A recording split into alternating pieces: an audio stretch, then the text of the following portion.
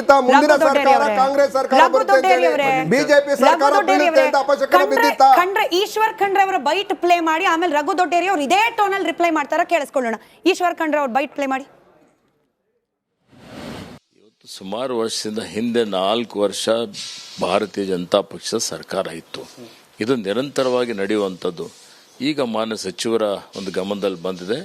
ಅತ್ಯಂತ ಕ್ರಿಯಾಶೀಲರಾಗಿ ಸಚಿವರು ಕೆಲಸ ಮಾಡ್ತಾ ಇದ್ದಾರೆ ಮತ್ತು ಇದ್ರ ಬಗ್ಗೆನೂ ತತ್ಕ್ಷಣವೇ ಕ್ರಮ ತೆಗೆದುಕೊಳ್ತಾರೆ ಅನ್ನುವಂಥ ವಿಶ್ವಾಸ ಇದೆ. 1 ವರ್ಷದಿಂದ ರಿವ್ಯೂ ಮೀಟಿಂಗೇ ಮಾಡಿಲ್ಲ ಅನ್ನುವಂಥದ್ದು ಆರೋಪ ಸರ್.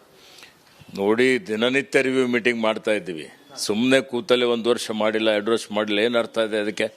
ಇವತ್ತು ಕ್ರಿಯಾಶೀಲ ಏನ್ ಸರ್ ಅದು ವರ್ಡು? ಕ್ರಿಯಾಶೀಲರಾಗಿದ್ದ ಸಚಿವರಿಗೆ 8 ತಿಂಗಳಿನಿಂದ, ಎಷ್ಟು ಸರ್, ಬರೋಬ್ಬರಿ 8 months, 8 ತಿಂಗಳಿನಿಂದ ಆ ಬೋರ್ಡ್ನ ಕಾರ್ಯದರ್ಶಿ ನಾಪತ್ತೆ ಆಗಿದ್ದಾರೆ ಅನ್ನೋ ವಿಚಾರ ಗೊತ್ತಿದೆಯಾ ಸರ್? 8 ತಿಂಗಳಿಂದ ಕಾರ್ಯದರ್ಶಿ ಎಸ್ಕೇಪ್ ಗೊತ್ತಿದೆಯಾ ರಘು ದೊಡ್ಡೇರಿ ಅವರೇ? ನೋಡಿ, ಮೊದಲನೇದಾಗಿ ನಾನು ತಮ್ಮ ಮಾನ್ಯ ಕಾರಜೋಳ ಸರ್ ಅವರು ಒಂದು ಮಾತನ್ನ ಹೇಳ್ತಾರೆ. ಅವ್ರ ಬಗ್ಗೆ ವೈಯಕ್ತಿಕವಾಗಿ ಒಳ್ಳೆ ಗೌರವನ ಇಟ್ಕೊಂಡಿದ್ದೇನೆ. ಅವರು ಸರ್ಕಾರ ಇದು ಬೀಳುತ್ತೆ ಅಪಶಕನ ಅಂತ ಹೇಳ್ತಾ ಇದ್ದಾರೆ. ದಯವಿಟ್ಟು ಸರ್ ತಮ್ಮ ಮಾತನ್ನು ವಾಪಸ್ ತೆಗೆದುಕೊಳ್ಳಿ. ತಮ್ಮದೇ ಸರ್ಕಾರ ಇದ್ದಾಗ 2022ರಲ್ಲಿ ಗೇಟ್ ಸ್ಟಕ್ ಆಗಿ, ಇದೇ ಗೇಟ್ ನಂಬರ್ 19 ಸ್ಟಕ್ ಆಗಿತ್ತು. ಇದೇ ಗೇಟ್ ನೆಕ್ಸ್ಟ್ ಪ್ರಶ್ನೆಗೆ ನೀವು ಲೀಡ್ ಕೊಡ್ತಿದ್ರಿ. ಏನಾಗಿತ್ತು 19ನೇ ಗೇಟ್? ಇದೇ ಗೇಟ್ ಸ್ಟಕ್ ಆಗಿತ್ತು. ಓಕೆ, ಇದೇ ಗೇಟ್ ಸ್ಟಕ್ ಆಗಿತ್ತು. ಸ್ಟಕ್ ಆದಾಗ ಇದನ್ನ ತಜ್ಞರನ್ನ ಕರ್ಕೊಂಡು ಬಂದು ಅದನ್ನ ಡ್ಯಾಮೇಜ್ ಅನ್ನ ಕಂಟ್ರೋಲ್ ಮಾಡಿದ್ರ. ಅವಾಗ ಆ ಡ್ಯಾಮೇಜ್ ಕಂಟ್ರೋಲ್ ಆಗಿರ್ತಕ್ಕಂಥ ಸಂದರ್ಭದಲ್ಲಿ ವೇರ್ ಅಂಡ್ ಟೇರ್ ಆಗಿ ಈಗ ಹೋಗಿರ್ತಕ್ಕಂಥದ್ದು. ಸೊ ಅಂದ್ರೆ ಅವತ್ತು ಏನು ಇವ್ರು ಅಪಶಕುನ ಅಂತ ಹೇಳಿದ್ರಲ್ಲ,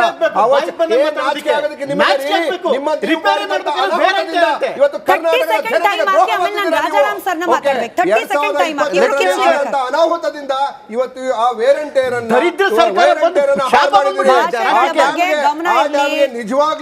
ಆ ಡ್ಯಾಮ್ಗೆ ನಿಜವಾಗ್ಲೂ ಅವಶ್ಯಕತೆ ಇದ್ದಂತ ಕೆಲಸವನ್ನ ನೀವು ಸರಿಯಾಗಿ ನಿರ್ವಹಿಸಿದ್ರೆ ಇವತ್ತು ಡ್ಯಾಮಿನ ಗೇಟ್ ಬೀಳ್ತಿರ್ಲಿಲ್ಲ. ಇದು ನಿಜವಾದಂತ ವಾಸ್ತವ. ಆದ್ರೆ ಎರಡನೇದು, ಮಾನ್ಯ ಕೇಂದ್ರ ಮಾಜಿ ಮಂತ್ರಿಗಳು ಹೇಳ್ತಾ ಇದ್ರು ಅಪಶಕುನ ಅಂತ ಹೇಳಿ. ಸಾರಿ, ನಾನು ನಿಮಗೆ ಪ್ರಶ್ನೆ ಮಾಡಕ್ ಕೇಳ್ತೇನೆ. 2022ರಲ್ಲಿ ಗೇಟ್ ಸ್ಟಕ್ ಆಗಿತ್ತಲ್ಲ, ಆಗ್ಲೇ ನಿಮ್ಗೆ ಅಪಶಕುನ ಬಿದ್ದಿತ್ತ ನಿಮ್ಗೆ? ಬಿಜೆಪಿ ಸರ್ಕಾರದ ನಿಮ್ಮ ರಾಜಕೀಯ ಕಿರ್ಚಾಟಗಳು ಇದ್ದಿದ್ದೆ. ನಿಮ್ಮ ರಾಜಕೀಯ ಕಿರ್ಚಾಟಗಳು ಇದ್ದಿದ್ದೆ. ನಾನು ಎಕ್ಸ್ಪರ್ಟ್ ಇದ್ದಾರೆ ರಘು ದೊಡ್ಡೇರಿ ಅವರೇ. ಒಂದು ನಿಮಿಷ ನಿಮ್ಮ ಸಹನೆ ನನ್ನ ಜೊತೆಯಲ್ಲಿರ್ಲಿ. 1 ನಿಮಿಷ. ರಾಜಾರಾಮ್ ಸರ್, 19ನೇ ಗೇಟ್ ಇದು ಹೊಸದಲ್ಲ. ಇದೇ ಗೇಟ್ ನಲ್ಲಿ ಪದೇ ಪದೇ ಸಮಸ್ಯೆ ಆಗ್ತಿದೆ ಅಂತ ಹೇಳಿ ಆ ಭಾಗದ ರೈತರಿಗೆ ಗೊತ್ತು ಸರ್. ಅವ್ರು ಹೇಳ್ತಿದ್ದಾರೆ ಅಲ್ಲಿ ನಿರ್ವಹಣೆ ಮಾಡ್ಲಿಕ್ಕಿರುವ ಬೋರ್ಡ್ಗೆ ಅದರ ಜವಾಬ್ದಾರಿ ಹೊತ್ತಿರುವ ಸಚಿವರಿಗೆ ಗೊತ್ತಿಲ್ಲ ಅಂದ್ರೆ ಇದನ್ನ ನಿರ್ಲಕ್ಷ್ಯ ಅಂದಲ್ಲಿ ಏನ್ ಕರೆಯೋದು? ರಾಜಾರಾಮ್ ಸರ್. ಹೌದಮ್ಮ, ಇದು ಏನಾಗಿದೆ, ಈ ಬೋರ್ಡ್ ಮೊದಲು ಅರ್ಥ ಮಾಡ್ಕೋಬೇಕಾಗಿದ್ದು, ಈ ಡ್ಯಾಮು ಮ್ಯಾನೇಜ್ಮೆಂಟ್ ಎಲ್ಲ ಬೋರ್ಡು ರೆಸ್ಪಾನ್ಸಿಬಿಲಿಟಿ. ಗೌರ್ಮೆಂಟ್ ಆಫ್ ಇಂಡಿಯಾದವರು ಚೇರ್ಮನ್ನು ಮೆಂಬರ್ ಸೆಕ್ರೆಟರಿನ ಅಪಾಯಿಂಟ್ಮೆಂಟ್ ಮಾಡ್ತಾರೆ. 3 ಸ್ಟೇಟ್ಗಳದ್ದು ರೆಪ್ರೆಸೆಂಟೇಟಿವ್ ಇರ್ತಾರೆ. ಅವರು ಈ ಬೋರ್ಡ್ ನಡೆಸ್ತಾರೆ.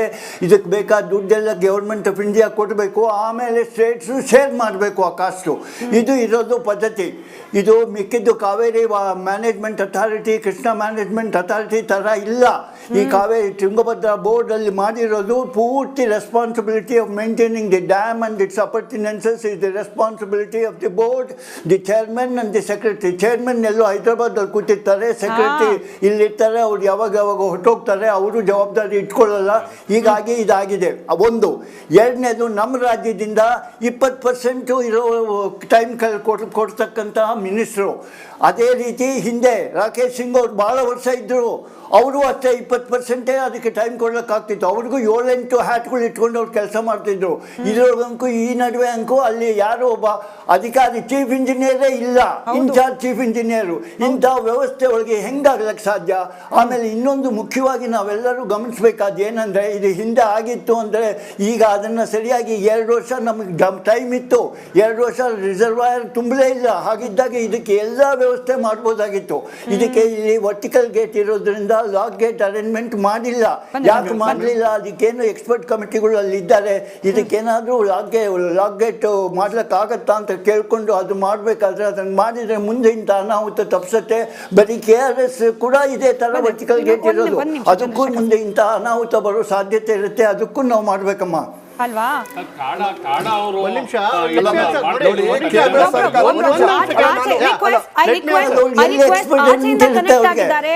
ರಾಜಾರಾವ್ ಸರ್, ಐಮ್ ಸಾರಿ, ಮೊದಲು 2 ಸತಿ ನಿಮ್ಮ ಹೆಸರನ್ನ ರಾಜಾರಾಮ್ ಅಂದೆ, I correct, I really sorry. Rajarao sir ಆಚೆಯಿಂದ ಕನೆಕ್ಟ್ ಆಗಿದ್ದಾರೆ. ಒಬ್ಬೊಬ್ರು ಕೇಳಿ. ಇನ್ನೊಂದು ಪ್ರಶ್ನೆ ಅವ್ರ ಹತ್ರ ಕೇಳಿ ವಾಪಸ್ ಬರ್ತೀನಿ ನಾನು. ಚಂದ್ರಶೇಖರ್ ಸರ್, ಇನ್ನೊಂದೇ ಒಂದು ನಿಮಿಷದ ಸಹನೆ, ಜಾಸ್ತಿ ಕೇಳಲ್ಲ. ಇವತ್ತು ಶಿವರಾಜ್ ತಂಗಡಗಿ ಅವರು ಆ ಬೈಟನ್ ಪ್ಲೇ ಮಾಡಿ ಸಮಯ ವ್ಯರ್ಥ ಮಾಡಲ್ಲ. ನಾನೇ ಹೇಳ್ತೀನಿ, ಇವತ್ತು ಇಡೀ ದಿನ ಪ್ಲೇ ಮಾಡಿದೀವಿ. ರಾಜಾರಾವ್ ಸರ್, ನೀರನ್ನು ಉಳಿಸೋ ಪ್ರಯತ್ನ ಮಾಡ್ತಿದ್ದೀವಿ ನಾವು ಅಂತ ಹೇಳ್ತಿದ್ದಾರೆ. ಈಗ ಆಲ್ರೆಡಿ 20 TMC ಸರ್, ಇವತ್ತಿನ ಲೆಕ್ಕ 20 TMC ನೀರು ಹರಿದೋಗಿದೆ sir. How important is this 20 TMC ನೀರು? ಎರಡು ಬೆಳೆ ನಿರೀಕ್ಷೆಯಲ್ಲಿದ್ದ ರೈತನ ಪಾಲಿಗೆ ಎಷ್ಟು ದೊಡ್ಡ ಆಘಾತ ಇದು. ಅಲ್ಲಮ್ಮ, ಇದಕ್ಕೆ ನನ್ನ ಕ್ವಶನ್ ಇಷ್ಟೇ, ನಮ್ಮ ಕಾವೇರಿ ಅಲ್ಲಿಗೆ 1 TMC ನೀರು ಬಿಡು ಅಂದರೆ ನಾವು 800 ಬಿಡ್ತೀವಿ ಅಂತಂದು ಚೌಕಾಸಿ ಮಾಡಿದ್ವಿ. ಅದು ಏನೋ 1 TMC ಇಲ್ಲಿ 50-60 TMC ನೀರು ಬಿಡಲೇಬೇಕಾಗಿದೆ. ಬೇರೆ ವಿಧಿನೇ ಇಲ್ಲ. ಇಲ್ಲದೆ ಹೋದ್ರೆ ಗೇಟ್ ರಿಪ್ಲೇಸ್ ಮಾಡ್ಲಿಕ್ಕೆ ಆಗೋದಿಲ್ಲಮ್ಮ. ಆ ಗೇಟ್ ರಿಪ್ಲೇಸ್ ಮಾಡಬೇಕಾದ್ರೆ ಗೇಟ್ಗೆ ಅಂದ್ಕೊಂಡಿರೋ 60 TMC ನೀರು ಹೋಗಲೇಬೇಕು. ಆಮೇಲೆ ಗೇಟ್ ರಿಪ್ಲೇಸ್ಮೆಂಟ್ ಮಾಡೋದು. ಈಗ ತಂಗಡಿಗೆ ಅವ್ರು ಹೇಳ್ದಂಗೆ ನೀರು ಸೇವ್ ಮಾಡೋದಕ್ಕೆ ಸಾಧ್ಯವೇ ಇಲ್ಲ. ಮೊದಲು ಅವರು ಗೇಟ್ ರಿಪ್ಲೇಸ್ಮೆಂಟ್ ಮಾಡ್ಲಿಕ್ಕೆ ಏನು ಮಾಡಬೇಕು ಆ ಕ್ರಮ ತಗೋಬೇಕು. ಅಲ್ಲಿ ನಂದು ಒಂದು ದೊಡ್ಡ ಪ್ರಶ್ನೆ, ನನ್ನ ಚಿಂತೆ ಏನು ಅಂದರೆ, ಅಲ್ಲಿರೋ ಲೋಕಲ್ ವರ್ಕ್ಶಾಪ್ನವರಿಗೆ ಈ ಗೇಟ್ ಮಾಡ್ಲಿಕ್ಕೆ ಕೊಟ್ಟಿದ್ದಾರೆ. ಅವ್ನಿಗೆ ಏನು ಎಕ್ಸ್ಪರ್ಟೀಸ್ ಇದೆ, ಅವ್ನು ಏನು ಸರಿ ಮಾಡ್ತಾನೆ, ಆ ಗೇಟ್ ಮಾಡಿದ್ದಲ್ಲಿ ಹಿಡಿಸಿ ಸರಿ ಆಗದೆ ಹೋದ್ರೆ ಮುಂದೆ ಗತಿ ಏನು? ಮತ್ತೆ ಇನ್ನೊಂದು ಗೇಟ್ ಬೇರೆ ಕಡೆ ಮಾಡಿಸ್ಬೇಕಾ? ಇದು ನನಗೆ ಬಂದಿರೋ ಮೂಲ ಪ್ರಶ್ನೆ. ಅವ್ನಿಗೆ ಯಾವ ಆಧಾರದ ಮೇಲೆ ಅಲ್ಲಿ ಲೋಕಲ್ನವನಿಗೆ ಕೆಟ್ಟಿರೋದನ್ನು ನಾವು ಕೇಳಬೇಕು. ಇದು ಅಲ್ಲಿರೋ ಚೀಫ್ ಇಂಜಿನಿಯರು ಅಥವಾ ಅಲ್ಲಿ ಎಕ್ಸ್ಪರ್ಟ್ ಕಮಿಟಿ. ನನ್ನ ರಿಕ್ವೆಸ್ಟ್ ಏನಂದರೆ ಸರ್ಕಾರಕ್ಕೆ, ಆ ಎಕ್ಸ್ಪರ್ಟ್ ಕಮಿಟಿ ಬಂದಿದ್ದಾರೆ, ಅವ್ರನ್ನ ಕೇಳಿಕೊಂಡು, ಸ್ವಾಮಿ ನಿಮ್ಮ ಸೂಪರ್ವಿಷನಲ್ಲಿ ಈ ಗೇಟ್ ಮ್ಯಾನುಫ್ಯಾಕ್ಚರ್ ಮಾಡಿ ಫಿಕ್ಸ್ ಮಾಡೋದು ನೀವು ತಗೋಬೇಕು ಜವಾಬ್ದಾರಿ ಅಂತ ಕೇಳಿಕೊಂಡು ಅವ್ರು ಮಾಡಿದರೆ ಬಹುಶಃ ಏನಾದರೂ ಒಂದು ಸಕ್ಸಸ್ ಆಗ್ಬೋದು. ಇದಕ್ಕೆ ನಮ್ಮ ಸರ್ಕಾರ ಭಾಳ ಮುತುವರ್ಜಿ ವಹಿಸಬೇಕು ಅಂತ ನಾನು ನಮ್ಮ ಮಂತ್ರಿಗಳನ್ನ, ನಮ್ಮ ಮುಖ್ಯಮಂತ್ರಿಗಳನ್ನ ಕೇಳಬೇಕಮ್ಮ. Sir, ಮತ್ತೊಂದಷ್ಟು ಪ್ರಶ್ನೆಗಳಿದೆ sir. ನಾನು ಇನ್ನಿಬ್ಬರು ಪ್ಯಾನಲಿಸ್ಟ್ಗಳನ್ನ ಮಾತನಾಡಿಸ್ಕೊಂಡು ಮತ್ತೆ ವಾಪಸ್ ಬರ್ತೀನಿ. ಕ್ಯಾಪ್ಟನ್ ಅರ್ಜುನ್ ಕೊಂದಿದ್ದು ಯಾರು? ಅವ್ರ ನರೇಟಿವ್ ಎಲ್ಲಿ ತಂದಿಟ್ಟಿದ್ದಾರೆ ಅಂತಂದ್ರೆ ಸಂಪತ್ತನ್ನ ಹಂಚಿಬಿಡೋದು ಅಂತ. ಇದು ಸ್ಟುಡಿಯೋ ಟಿಪ್ಪು ಜಯಂತಿ ಮಾಡಕ್ಕೆ ಅವ್ರಿಗೆ ಖಂಡಿಸಿದ್ರು. Very nice. ಯಾರು ತಪ್ಪು ಮಾಡಿರೋದಿಲ್ಲಿ? ಓಲೈಕೆ ಹೇಳಿಕೆ ಇದು ಅಂತ ಹೇಳಿ ಯಾಕೆ ಪರಿಗಣಿಸಬಾರದು? ಕಿಚ್ಚಕ್ಕಲ್ಲ ಇದು ವೇದಿಕೆ. ಇದು ಫೋಟೋ ಎಲ್ರಿಗೂ ಒಂದು ಟೈಮ್. ನಿಮ್ಮ ಸಮಯ ಮುಗಿದಿದೆ. ಅವ್ರು ಹೇಳೋಕ್ಕಿಂತ ಮುಂಚೆನೆ ಹೇಗೆ ಪ್ರತಾಪ್ ಸಿಂಹ ಪಾಸ್ ಕೊಟ್ಟಿದಂತ ಆಗ್ಲಿ ಡಿಕ್ಲೇರ್ ಆಗೋಗಿತ್ತು ಅಂತ ನನಗೊಂದು ಡೌಟ್ ಬಂತು. ಸಾಕು ನಿಲ್ಸಿ. ಕೆಟ್ಟ ಪದ ಬಳಕೆ ಕಾಂಬಿನೇಷನ್ ಇಟ್ಟಿಲ್ಲ ನಾವಿಲ್ಲಿ.